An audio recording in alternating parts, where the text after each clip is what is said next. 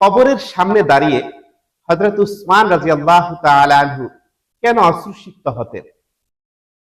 হযরত উসমান রাদিয়াল্লাহু তাআলা আনহু যখন কোনো কবরের পাশে দাঁড়াতেন, তখন তিনি এতটাই আবেগ আপ্লুত হয়ে পড়তেন যে তার দাড়ি অশ্রুতে ভিজে যেত।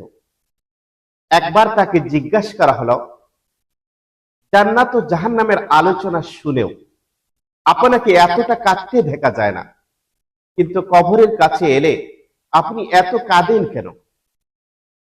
হযরত উসমান রাদিয়াল্লাহু তাআলা আনহু বললেন, আল্লাহর রাসূল সাল্লাল্লাহু আলাইহি ওয়াসাল্লাম আমাদের শিখিয়েছেন যে আখিরাতের প্রথম ধাপ হলো কবর। যে ব্যক্তি সেখানে শান্তি ও মুক্তি লাভ করবে, তার পরবর্তী পথ সহজ হয়ে যাবে।